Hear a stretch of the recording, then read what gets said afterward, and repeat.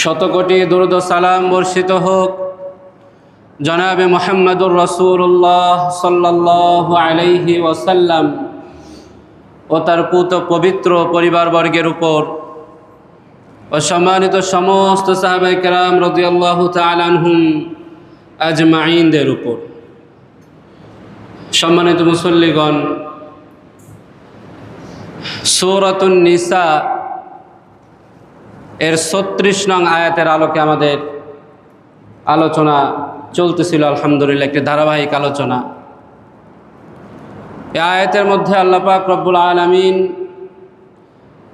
৮টি হক সম্পর্কে বলেছেন। এর মধ্য থেকে একটি হলো আল্লাহ তাআলার নিজের হক, আর বাকি ৭টি হক হলো বান্দার সাথে সম্পর্কিত হক। বান্দার সাথে সম্পর্কিত যে হকগুলো, সেই ৭টা হকের ৩টি হক সম্পর্কে গত ৩ জুমায় আলোচনা হয়েছে। আলহামদুলিল্লাহ, প্রথম জুমায় আত্মীয়তার হক নিয়ে আলোচনা করা হয়েছিল, দ্বিতীয় জুমায় পিতামাতার হক নিয়ে আলোচনা করা হয়েছিল, এবং গত জুমায় এতিম এবং মিসকিনদের হক নিয়ে আলোচনা করা হয়েছিল। যেই ৭টি হক বান্দার সাথে সম্পর্কিত, এই ৩টি বাদেও আল্লাহ পাক রব্বুল আলামিন আরও যেগুলোকে উল্লেখ করেছেন এই আয়াতে কারিমার মধ্যে, সেটি হলো জারিদিল কুরবা এবং জারিল জুনুব। অর্থাৎ আল্লাহ পাক রব্বুল আলামিন বলছেন যে তোমরা তোমাদের নিকটতম প্রতিবেশী এবং দূরতম প্রতিবেশী উভয়েরই হক আদায় করো। তার মানে আজকের জুমার আলোচনা হলো বান্দার সাথে বান্দার হক আদায় সম্পর্কিত আরও একটি হক, প্রতিবেশীর হক। প্রতিবেশীর হক আদায় করা এটা কেন জরুরি? এই মসজিদে যারা আছেন, যারা আসবেন, কেউ কি হাত তুলে দেখাতে পারবেন যে আমার কোনো প্রতিবেশী নাই? এমন একজন মানুষও কি আছেন যে বলতে পারেন যে আমার কোনো প্রতিবেশী নাই? দুনিয়ার কোনো মানুষ বলতে পারে? দুনিয়ার যে কোনো প্রান্তেই যদি 10 জনও থাকে, সে 10 জনই কি প্রতিবেশী, একে অপরের প্রতিবেশী। প্রতিবেশীহীন কখনো কি হয় না? সমাজ হয় না, ঘরও হয় না, মানুষও হয় না।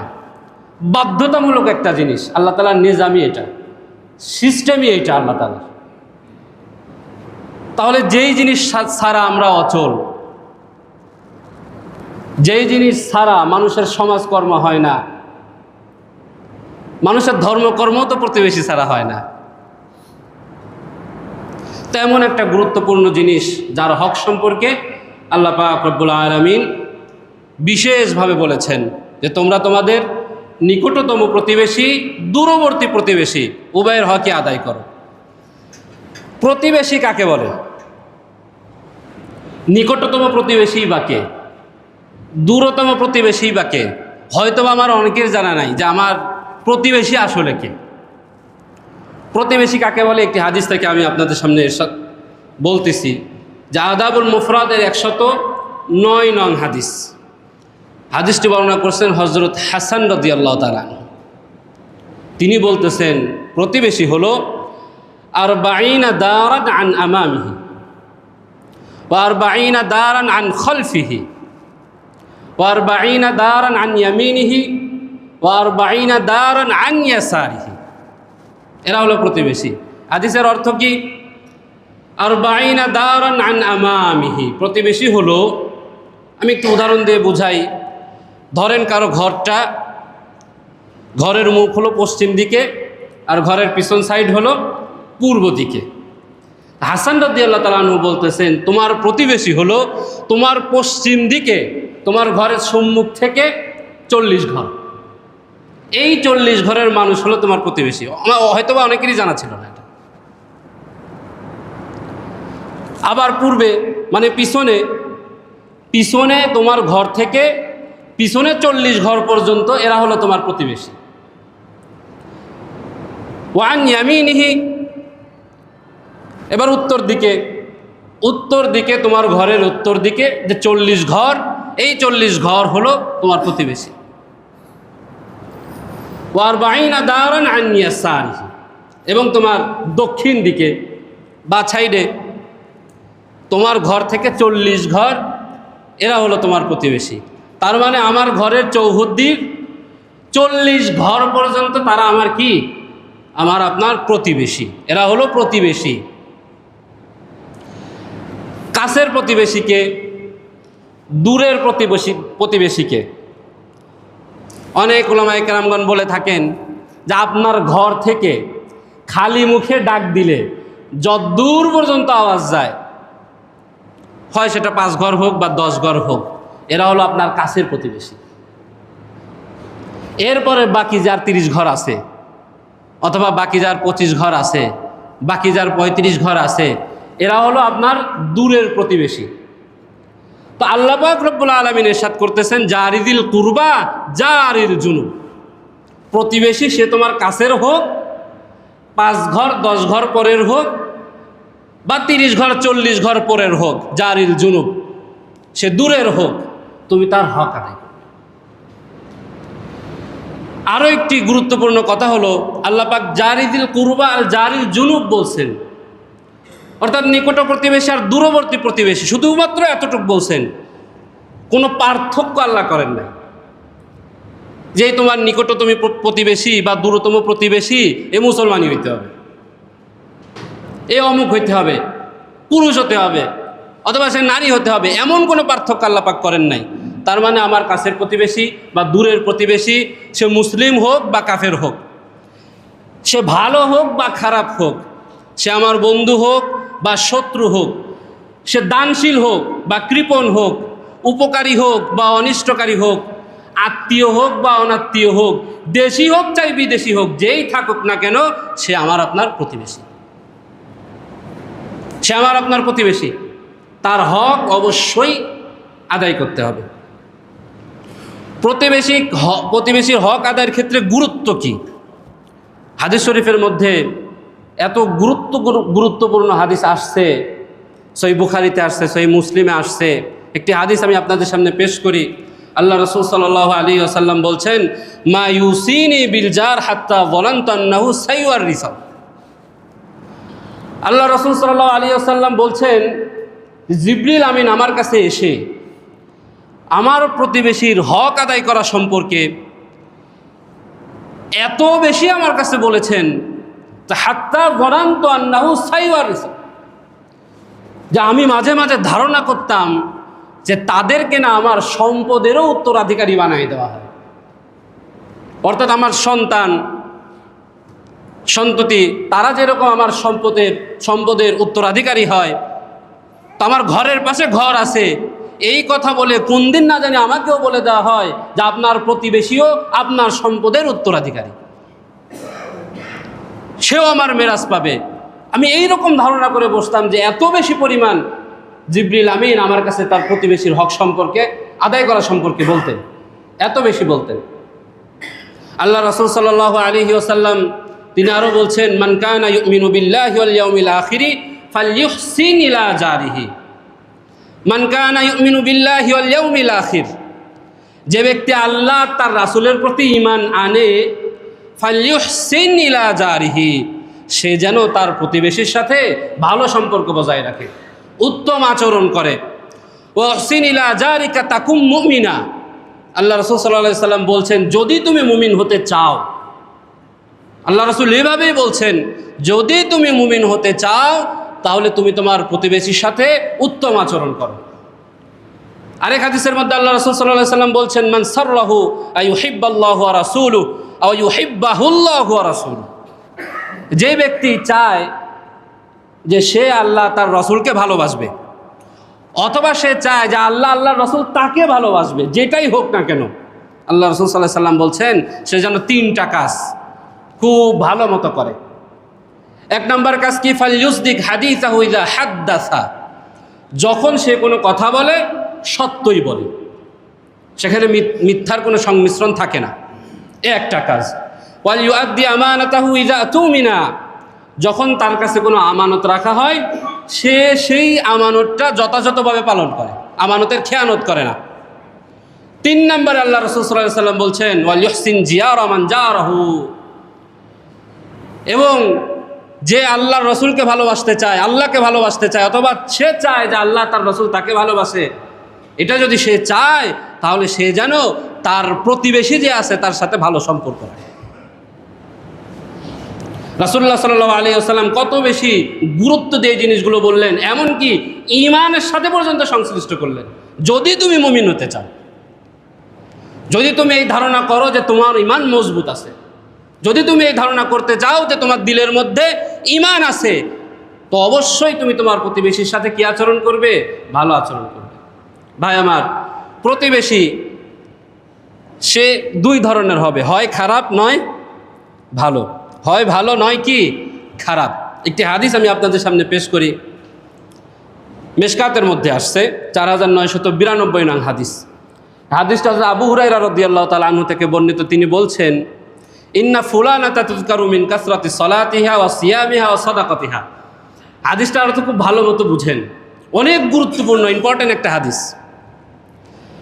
আল্লাহ রাসূল সাল্লাল্লাহু আলাইহি ওয়াসাল্লামের সামনে বসে এক সাহাবী 2 জন মহিলার গল্প করতেছেন। 2 জন মহিলার গল্প করতেছেন। কি গল্প? ইন্না ফুলানাতা তুযকারু মিন কাসরাতি সালাতিহা, ইয়া রাসূলুল্লাহ, অমুক গোত্রের খুব পুণ্যবান একজন নারী আছে, সে এত বেশি সালাত আদায় করে যা বলার বাহিরে। ফরজ সালাত তো আদায় করেই, সুন্নত তো আদায় করেই, এই মহিলার তাহাজ্জুদও কোনোদিন ছুটে না, ইশরাকের সালাতও কখনো ছুটে না, আমিনের সালাতও কখনো ছুটে না, এবং সে নফলের পাবন্দিও খুব ভালো মতো করে।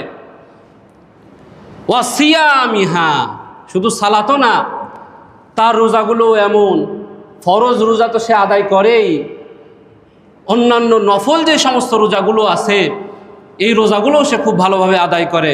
ওয়া সাদাকাতিহা, তার দানের হাত আর কি বলবো ইয়া রাসূলুল্লাহ, সে তো যাকাত আদায় করেই, এর বাহিরেও সে এত পরিমাণ সদকা করে, এত পরিমাণ দান খয়রাত করে যা বলার বাহিরে। তবে একটা লিকেজ আছে, তবে একটা সমস্যা আছে। সমস্যাটা কি? গায়রা আন্নাহা তুযি জিরানাহা বিলিসানিহা, তার মুখ থেকে তার প্রতিবেশী শান্তিতে থাকতে পারে না। কথাটা বুঝতে পারছেন? তার মুখ থেকে তার প্রতিবেশী শান্তিতে থাকতে পারে না, অল্পতেই রেগে যায়, গালিগালাজ করে, নানান ধরনের কথাবার্তা বলে। অনেক সময় দেখবেন যে ঘরের বিবি, সে সব কাজে ভালো,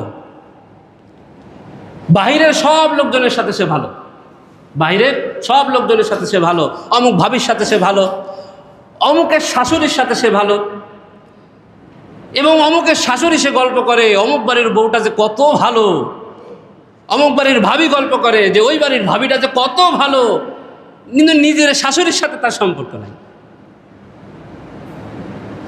কিন্তু নিজের স্বামীর সাথে তার ভালো সম্পর্ক নাই। দুনিয়ার আর যত মানুষ আছে সবার সাথে তার ভালো সম্পর্ক, সে খুব ভালো, এবং তার নামাজ আছে, রোজা আছে, হজ আছে, সব আছে। এমন ব্যক্তিদের জন্য এই হাদিস। এই আমল তো আল্লাহ কবুল করছেন না।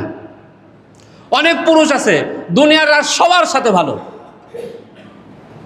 দুনিয়ার সবার সাথে ভালো, বাড়িতে যেয়ে দেখবেন তার বাবার সাথে তার সম্পর্ক ভালো না, মায়ের সাথে সম্পর্ক ভালো না, বাবার সাথে সম্পর্ক ভালো না,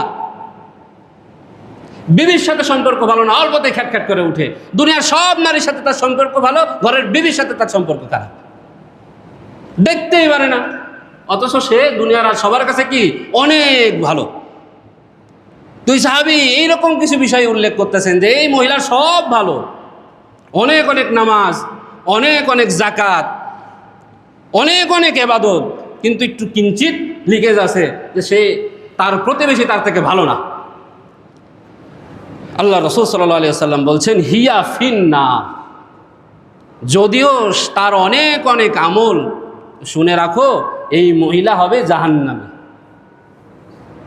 শুনে রাখো এই মহিলা কি হবে? জাহান্নামী। এরপর সাহাবী বলছেন ইয়া রাসূলুল্লাহ ফাইন্না ফুলানাতা তুযকারু মিন কিল্লাতি সিয়ামিহা। আমি আরেক গোত্রের একজন মহিলা সম্পর্কে আপনাকে একটু বলি। অমুক গোত্রের একজন মহিলা আছে মিন কিল্লাতি সিয়ামিহা, সে ফরজ রোজাগুলো আদায় করে, কিন্তু কখনো দেখি নাই ফরজ রোজার বাইরে কোনো নফল রোজা সে আদায় করে। অসদাকতিহা, তাকে তো জাকাত আদায় করতে দেখছি, ফরজ আবাদতটা সে আদায় করে, কিন্তু দান খয়রাত তাকে খুব সামান্যই করতে দেখি। অসলাতিহা, সে ফরজ সালাত তো আদায় করে, সুন্নত সালাত তো আদায় করে, কিন্তু নফল সালাত তাকে কখনো আদায় করতে দেখি না। ওয়াইন্নাহা তুসাদ্দাকু বিল-আসওয়ার মিনাল লাকিত, এবং তার দান খয়রাতের একটা উপমা তিনি পেশ করছেন, এবং তিনি দান খয়রাত করে পনিরের ছোট একটা টুকরা, যার দাম 10 কি 5 টাকা হবে আর কি, সে দান খয়রাতে এরকমভাবে করে। তবে একটা জিনিস তার ভালো আছে, ওয়ালা তুযি বিলিসানিহা জিরানাহা, এই মহিলার আশেপাশের যত প্রতিবেশী আছে সবাই তার প্রতি সন্তুষ্ট, কেউ তাকে কোনোদিন খারাপ বলে না। আল্লাহ রাসূল সাল্লাল্লাহু আলাইহি ওয়াসাল্লাম বলছেন, হিয়া ফিল জান্নাহ। যদিও এই মহিলা নফল ইবাদত বন্দেগীতে প্রথম জনের চেয়ে অত বাড়তি কোনো কিছু করে না, তারপরেও তার থেকে তার প্রতিবেশী কি নিরাপদ, তার জবান থেকে, তার হাত থেকে, তার মুখ থেকে, তার পা থেকে, তার বডি থেকে তার প্রতিবেশী নিরাপদ। আল্লাহ রাসূল সাল্লাল্লাহু আলাইহি ওয়াসাল্লাম বলছেন, হিয়া ফিল জান্নাহ, এই ব্যক্তি জান্নাতে যাবে। এই ব্যক্তি কোথায় যাবে? জান্নাতে যাবে। তাহলে এটা কেমন হাদিস হলো? অনেক অনেক আমল নিয়ে বসে আছি, কিন্তু এই সম্পর্কগুলো যদি খারাপ হয় তা আল্লাহ তাআলার কাছে এগুলার কি নাই? দাম নাই। ভেবে দেখা উচিত যে আমার অনেক ইবাদত বন্দেগী আছে, আমার যদি এরকম কোনো কিছু থেকে থাকে আজকেই সংশোধন হয়ে যাওয়া উচিত। আল্লাহ রাসূল সাল্লাল্লাহু আলাইহি ওয়াসাল্লামের আরেকটা হাদিস আমি আপনাদের সামনে পেশ করি। আল্লাহ রাসূল বলছেন, ওয়াল্লাহি লা ইউমিন, আল্লাহি লা ইউমিন, আল্লাহি লা ইউমিন। আল্লাহ রাসূল 3 বার কসম খেয়ে বললেন, কসম খাইছেন। সাধারণত একজন মুমিন কসম খেলেই তার কসমকে ধর্তব্য বলে ধরে নেওয়া হয়, যেখানে আল্লাহর রাসূল 3 বার কসম খাচ্ছেন, সেই বিষয়টা কেমন হতে পারে? আল্লাহ রাসূল 3 বার কসম খেয়ে বলছেন, ওই ব্যক্তি মুমিন না, ওই ব্যক্তি মুমিন না, ওই ব্যক্তি মুমিন না। ক্বালু ওয়া মা যাকা ইয়া রাসূলুল্লাহ। সাহাবায়ে কেরাম খুব অবাক হয়ে আল্লাহ রাসূলকে জিজ্ঞাসা করলেন, ইয়া রাসূলুল্লাহ, কোন ব্যক্তি মুমিন না? আপনি তো কসম খেয়ে 3 বার বলতেছেন। আল্লাহ রাসূল বললেন, আল জার লা ইয়ামানু জারুহু বাওয়াইতা, যে ওই প্রতিবেশী যার থেকে তার অপর প্রতিবেশী সুখে শান্তিতে থাকতে পারে না, এই প্রতিবেশী কি না? মুমিন না। একজন ভালো প্রতিবেশী কখন হব? আমার কোন কোন কাজ থেকে আমার প্রতিবেশী নিরাপত্তা পেলে আমি একজন ভালো প্রতিবেশী হিসাবে গণ্য হবে, এগুলো জানা থাকা দরকার না? সহজ সিম্পল বিষয়, শুধু আপনাদের একটু মনে করাই দিচ্ছে আর কি, কোরআন হাদিসের আলোকে, যে এই জিনিসগুলো যদি আমি আপনি করি তো আমি আপনি একজন কি হব? ভালো প্রতিবেশী হব। যদিও আমার প্রতিবেশী খারাপ, কিন্তু আমাকে তো ভালো হওয়া চাই। 1 নাম্বার কি কাজ? প্রতিবেশীর সাথে যে কোনো কারণেই হোক ঝগড়া বিবাদে লিপ্ত না হওয়া। যদি আপনি ঝগড়া বিবাদে লিপ্ত না হন তাহলে আপনি একজন ভালো প্রতিবেশী। ইসলামের আলোকে আপনি একজন ভালো প্রতিবেশী। খুব ঠুনকো বিষয় নিয়ে আমরা কিন্তু প্রতিবেশীর সাথে ঝগড়া করি।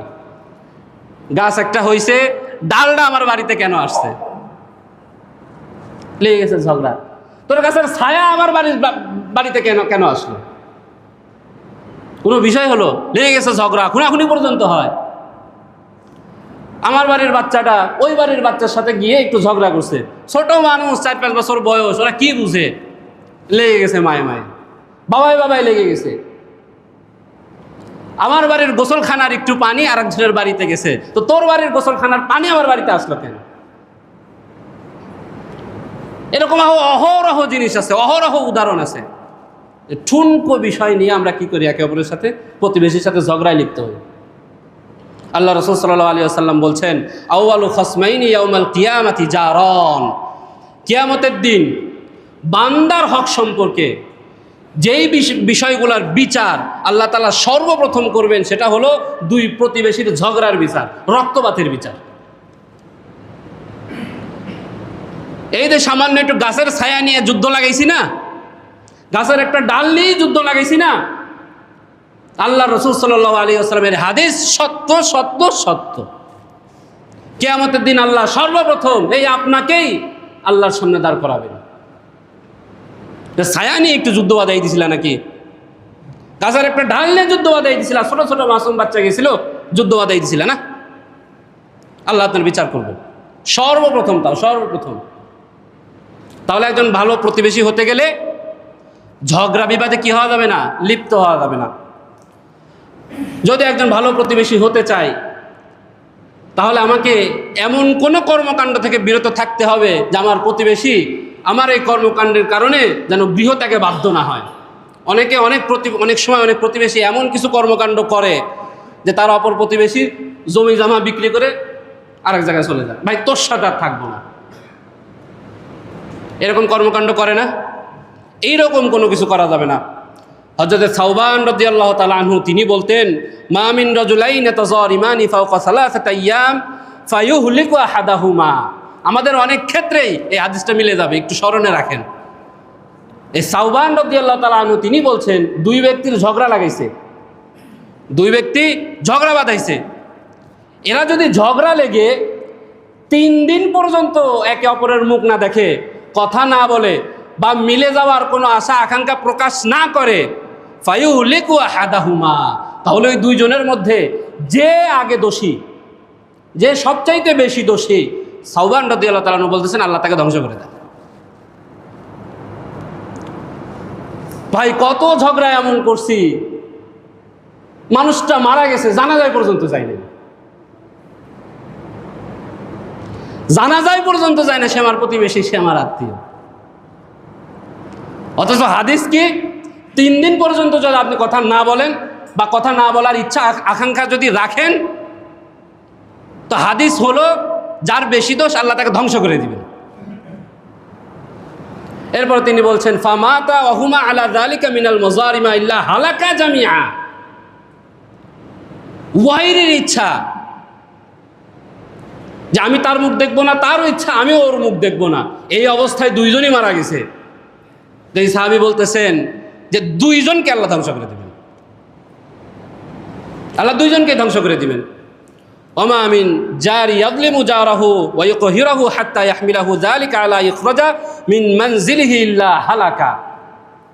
এরপর সাওবান রাদিয়াল্লাহু তাআলা আনহু বলছেন, কোনো প্রতিবেশীর অন্যায় অত্যাচারের কারণে অন্য কোনো প্রতিবেশী যদি গৃহত্যাগ হয়, ঘরবাড়ি যদি ছেড়ে দেয়, ইল্লা হালাকা, আল্লাহ এই ব্যক্তিকেও ধ্বংস করে দিবেন। তাহলে আপনি এমন প্রতিবেশী হবেন না যে আপনার অন্যায়, আপনার অত্যাচারের কারণে আরেকজন গৃহত্যাগে বাধ্য হবে। একজন ভালো প্রতিবেশী কিভাবে হওয়া যায়? রাসূলুল্লাহ সাল্লাল্লাহু আলাইহি ওয়াসাল্লাম হাদিয়া প্রেরণ করতেন, প্রতিবেশীদের কাছেও কি করতেন? হাদিয়া প্রেরণ করতেন। একটু গোশতের ঝোল দিয়ে হলেও, সামান্য একটু খাবার দিয়ে হলেও রাসূলুল্লাহ সাল্লাল্লাহু আলাইহি ওয়াসাল্লাম প্রতিবেশীর সাথে সম্পর্ক বজায় রাখতেন। তাহাদু তাহাবু, আল্লাহ রাসূল সাল্লাল্লাহু আলাইহি ওয়াসাল্লাম বলছেন, তাহাদু, তোমরা হাদিয়া প্রেরণ করো, তাহাবু, তাহলে তোমাদের পরস্পরের মধ্যে মহব্বত তৈরি হবে, মহব্বত সৃষ্টি হবে। হযরত আয়েশা রাদিয়াল্লাহু তাআলা আনহা তিনি বলেন, ইয়া রাসূলুল্লাহ ইন্নালি জারাইন, আমার 2 জন প্রতিবেশী আছে, ফাইলা আইহিমা উহুদিয়া, তো আমি কাকে আগে হাদিয়া প্রেরণ করব? আয়েশা রাদিয়াল্লাহু তাআলা আনহা আল্লাহ রাসূলকে জিজ্ঞাসা করছেন, ক্বালা ইলা আকরাবিহিমা মিনকি বাবা। আল্লাহ রাসূল সাল্লাল্লাহু আলাইহি ওয়াসাল্লাম বলছেন, তোমার ঘরের সাথে ঘর যার আছে, তোমার নিকটতম প্রতিবেশী যে আছে, তাকে তুমি আগে হাদিয়া দাও, এরপর তারপরে দূরবর্তী যাও, এরপর তারপরে দূরবর্তী যাও, এভাবে আগাও। আল্লাহ রাসূল সাল্লাল্লাহু আলাইহি ওয়াসাল্লাম হযরত আবু যর রাদিয়াল্লাহু তাআলা আনহুকে উপদেশ দিতেন এইভাবে যে, আবু যর, ইযা তাবাখতা মারাকাতান ফাকসির মাহা ওয়া তাআহাদ জিরানাক। ও আবু যর, তোমার ঘরে যদি ঝোলওয়ালা কোনো তরকারি পাকানো হয়, ফাকসির মাহা, পানিটা একটু বাড়াই দিও, এবং সেটা তোমার কাছের যে প্রতিবেশী আছে তার বাড়িতে একটু পৌঁছাই দিও। আরেকটা হাদিস, লাইসাল মুমিনু আল্লাযী ইয়াসবাউ জারুহু জাইউন ইলা জামবিহি, মনে রাখবেন আল্লাহ রাসূল সাল্লাল্লাহু আলাইহি ওয়াসাল্লাম বলতেছেন, ওই ব্যক্তি মুমিন না যে ব্যক্তি নিজে পেট পুরে খায় আর তার প্রতিবেশী ক্ষুধার্ত অবস্থায় থাকে, এই ব্যক্তি মুমিন না, এই ব্যক্তি মুমিন না। তাহলে তাদের সাথে যদি ভালো সম্পর্ক বজায় রাখতে চাই, আমি যদি একজন ভালো প্রতিবেশী হতে চাই, কি করা উচিত? তার কাছে হাদিয়া প্রেরণ করা উচিত। আল্লাহ রাসূল সাল্লাল্লাহু আলাইহি ওয়াসাল্লাম বলছেন, যদি প্রতিবেশীর সাথে মহব্বত বাড়াইতে চাও, তার সাথে যদি তুমি সুসম্পর্ক গড়ে তুলতে চাও, তাহলে তার দাওয়াতকে কবুল করো। সে যদি তোমাকে জায়েজ দাওয়াত দেয়, সেই দাওয়াতকে তুমি কবুল করো। হাদিস শরীফের মধ্যে আসছে, ইলা দুইয়া আহাদুকুম ইলা তাআমিন ফালইউজিব ফাইনশা তাইমা ওয়া ইনশা তারাকা। খুব গুরুত্বপূর্ণ একটা জিনিস। দেখেন, আল্লাহ রাসূল সাল্লাল্লাহু আলাইহি ওয়াসাল্লাম বলছেন, যদি তোমাদেরকে কেউ কোনো কিছু দাওয়াত দেয়, সে প্রতিবেশী হোক, আত্মীয় হোক, অনাত্মীয় হোক, বাইরের কোনো মানুষ হোক, ফালইউজিব, অবশ্যই তোমরা সেটাকে গ্রহণ করবা। ফাইনশা তাইমা ওয়া ইনশা তারাকা, আগে গ্রহণ করবা, এরপরে তুমি চাইলে সেখানে যাইতেও পারো, সেই খাবার খাইতেও পারো, নাইলে নাও খাইতে পারো। কিন্তু রাসূলুল্লাহ সাল্লাল্লাহু আলাইহি ওয়াসাল্লামের শিক্ষা কি, তুমি আগে গ্রহণ করবা। অনেকের অনেক সময় দাওয়াত দিলে, ভাই দেখা যাক, দেখি কি হয়, অথবা মুখের উপর না করে দেয়, না ভাই আমি এটা যাইতে পারবো না, খাইতে পারবো। এতে করে আপনি যে ওই মুমিন বান্দার অন্তরে কষ্ট দিলেন। আমি কাউকে দাওয়াত দিলাম, আমার মুখের উপরে কেউ যদি না করে দেয়, অথবা যদি এতটুকু বলে দেখি কি করা যায়, তা আমার ভালো লাগবে নাকি? আপনি যাকে দাওয়াত দিচ্ছেন তার ভালো লাগবে নাকি? পশ্চিমকালেও ভালো লাগার কথা না। তো রাসূলুল্লাহ সাল্লাল্লাহু আলাইহি ওয়াসাল্লামের শিক্ষা হলো, আগে তুমি গ্রহণ করো, এরপর যা না যাও সেটা পরের বিষয়, সেটাকে গ্রহণ করো। এরপর প্রতিবেশীর সুবিধা অসুবিধা ইত্যাদির প্রতি লক্ষ্য রাখা। আমার বাড়ির টিভির সাউন্ড আমার পাশের প্রতিবেশীর অসুবিধার কারণ হয় কিনা, আমার বাড়ির সামাজিক অনুষ্ঠান বক্সের মধ্যে লাগায় রাখছেন ধুমধারাক্কা গান, পাশের প্রতিবেশী সেটা থাকতেও পারতেছে না, তার অসুবিধা হচ্ছে কিনা, এটা তো আপনার খেয়াল রাখা উচিত। আমার পথ দিয়ে, আমার বাড়ির পথ দিয়ে হয়তো আমার আর এক প্রতিবেশী যাওয়া আসা করে, খেজুরের কাটা একটা দিয়ে রাখছি, বেড়া একটা দিয়ে রাখছি। আপনি কি গর্ব করতেছেন আল্লাহ আপনাকে একটু জমিন দিয়েছেন, তাই এই জমিন কেড়ে নিতে আল্লাহ সময় লাগবে না। রাসূলুল্লাহ সাল্লাল্লাহু আলাইহি ওয়াসাল্লাম স্পষ্ট ভাষায় বলছেন, লা ইয়ামনু আহাদুকুম জারাহু আইয়াগরিজা খাসবাতান ফি বিদারিহি ফি জিদারিহি। খবরদার, তোমার জমিন হয়েছে ঠিক আছে, তারপরও তোমার ওই জমিন দিয়ে যদি কোনো রাস্তা থাকে, আর সেই রাস্তায় যদি অন্য কোনো প্রতিবেশী চলাফেরা করে, তুমি সেটাকে বন্ধ করতে চাও না, তুমি সেটাকে বন্ধ করে দিও না। রাসূলুল্লাহ সাল্লাল্লাহু আলাইহি ওয়াসাল্লাম স্পষ্ট ভাষায় নিষেধ করছেন, তুমি সেটা বন্ধ করতে পারো না। আপনি একদিক দিয়ে বন্ধ করবেন, আল্লাহ আপনার আরেক দিক দিয়ে বন্ধ করাই দিবেন, আপনি টেরও পাবেন না। এগুলো হলো একজন ভালো প্রতিবেশীর আলামত। আপনার প্রতিবেশী যদি কোনো ঋণের দরকার হয়, ঋণ দিবেন, অসুস্থ হলে দেখতে যাবেন, মারা গেলে তার জানাজায় যাবেন, ইত্যাদি ইত্যাদি আরও অনেক কিছু আছে যেই জিনিসগুলো পালন করলে আমি আপনি একজন ভালো প্রতিবেশী হিসাবে গণ্য হব। সর্বশেষ একটা হাদিস বলে শেষ করে দিচ্ছি। প্রতিবেশী যদি খারাপই কোনো কিছু করে, ধরেন ঝগড়া বিবাদে লিপ্ত হয়েছে, ধরেন পথটা একটু বন্ধ করে দিছে, ধরেন একটু জমি জায়গা দখল করে নিচ্ছে, এরকম কোনো কিছু যদি হয়, রাসূলুল্লাহ সাল্লাল্লাহু আলাইহি ওয়াসাল্লাম কৌশল অবলম্বন করতেন। ঝগড়ার বিপরীতে ঝগড়া না, মারামারির বিপরীতে মারামারি না, ঝগড়ার বিপরীতে ঝগড়া করলে 10 মিনিট ঝগড়াই হবে, সমাধান কিন্তু হবে না। মারামারির বিপরীতে মারামারি করলে 2 দিন হসপিটালে গিয়ে শুয়ে থাকবেন, সমাধান কিন্তু হবে না। রাসূলুল্লাহ সাল্লাল্লাহু আলাইহি ওয়াসাল্লাম কৌশল অবলম্বন করতেন এবং সাহাবায়ে কেরামদেরকে কৌশল শেখাতেন। এক সাহাবী আল্লাহ রাসূলের কাছে গেছেন, যে বলতেছেন, ইয়া রাসূলুল্লাহ, আমার পাশের যে প্রতিবেশী আছে, আস্তে আস্তে আমার জমি জায়গা দখল করে নিচ্ছে, আমি কি করতে পারি? আল্লাহ রাসূল সাল্লাল্লাহু আলাইহি ওয়াসাল্লাম তাকে কৌশল শিখাচ্ছেন। দেখেন, ইন্নালি জারান ইউযিনি, ইয়া রাসূলুল্লাহ, আমার পাশের প্রতিবেশী আমাকে খুব কষ্ট দেয়। ফাকালা ইনতালিক ফাখরিজ মাতাআকা ইলা তারিক। আল্লাহ রাসূল সাল্লাল্লাহু আলাইহি ওয়াসাল্লাম ওই সাহাবীকে একটা কৌশল বললেন যে তুমি তোমার ঘরের মধ্যে যা কিছু আছে সব বাইরে নিয়ে আসো, রোডের মধ্যে রাখো, রাস্তার মধ্যে রেখে দাও, এবং তোমার যে প্রতিবেশী একটু একটু করে তোমার জায়গা জমি দখল করতেছে, তারে গিয়ে বলো যে বেটা আমার ঘরও খালি করে দিছি, এবার তুই ঘরেও ঢুক। তোমার যেহেতু আমার জমিনের প্রতি এত ইচ্ছা, আমার ঘরটাও খালি করে দিছি, খাট পালং যা আছে সব বের করে ফেলছে, এবার তুমি ঘরে ঢুকো, ঘরটাও দখল করে নাও। তো সে কি করছে? ফানতালাকা ফাখরাজা মাতাআহু, সে তার ঘরের মধ্যে যা কিছু আছে সব কিছু নিয়ে রোডের মধ্যে রাখছে। ফাজতামা আন-নাস আলাইহি ফাকালু মা শানু, এখন রাস্তার মধ্যে দিয়ে যারাই যায় সবাই জিজ্ঞাসা করে, আরে তোমার ঘরের সব সম্পত্তি রোডে কেন, কি হয়েছে তোমার? তখন সে বলতেছে, ক্বালা লি জারুন ইউযিনি, আমার একজন প্রতিবেশী আছে, ওই যে অমুক, আমাকে খুব কষ্ট দেয়, আমার জায়গা জমি দখল করে নিচ্ছে। ফাযাকারতু লিন-নবী সাল্লাল্লাহু আলাইহি ওয়াসাল্লাম ফাকালা ইনতালিক ফাখরুজ মাতাআকা ইলা আত-তারিক।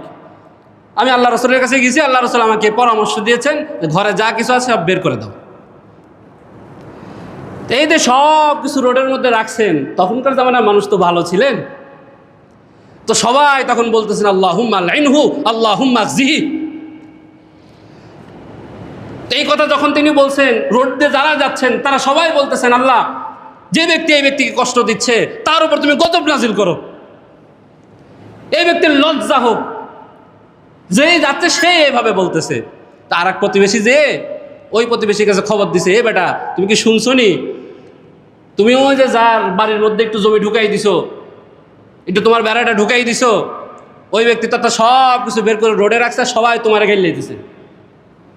তো এই লোক দৌড়ে এই ব্যক্তির কাছে আসছে, ফাতাহু ফাকালা ইরজি ইলা মানজিলিক, এসে বলতেছে ভাই তোমার দুটো পায়ে ধরি, রোড ঘাটের থেকে অন্তত তোমার সব কিছু তোমার ঘরে নিয়ে যাও, আমি তোমার সম্পদ ছেড়ে দিচ্ছি। রাসূলুল্লাহ সাল্লাল্লাহু আলাইহি ওয়াসাল্লাম কৌশল অবলম্বন করতেন, ঝগড়ার বিপরীতে ঝগড়া না, মারামারির বিপরীতে কি না, মারামারি না। যারা বুদ্ধিমান তারা কৌশল অবলম্বন করেন। আল্লাহ পবিত্র কোরআন কারিমে অনেক জায়গায় বলছেন যে কাফেররা ষড়যন্ত্র করে, আল্লাহ কি করেন, কৌশল অবলম্বন করেন। এই মুমিনের তো শিক্ষা, ওয়ামাকারু ওয়ামাকারাল্লাহ আল্লাহু খায়রুল মাকিরিন ফামাহিলিল কাফিরিন আমহিলহুম রুয়াইদা। যারা খারাপ তারা ষড়যন্ত্র করে, যারা মোকাবেলা করে তারা কৌশল অবলম্বন করে। এটা সব সময় মনে রাখবেন, আপনি কৌশল দিয়ে তাকে মোকাবেলা করেন, তাহলে সমাধান হবে। তাহলে আজকের জুমার মূল বিষয় কি, আল্লাহ পাক রব্বুল আলামিন বান্দার যে 7টা হক সম্পর্কে বলছেন, তার মধ্য থেকে একটা হক হলো এটাও যে আমি আমার প্রতিবেশীর হক আদায় করব। ভালো প্রতিবেশী হতে গেলে আমার আপনার কি কি করা উচিত সেইগুলো বলা হলো। আল্লাহ পাক রব্বুল আলামিন একজন সৎ প্রতিবেশী, একজন ভালো প্রতিবেশী হিসাবে আমাকে আপনাকে আমাদের সকলকে কবুল করেন। আমিন। ওয়া আখিরু দাওয়ানা আলহামদুলিল্লাহি রাব্বিল আলামিন।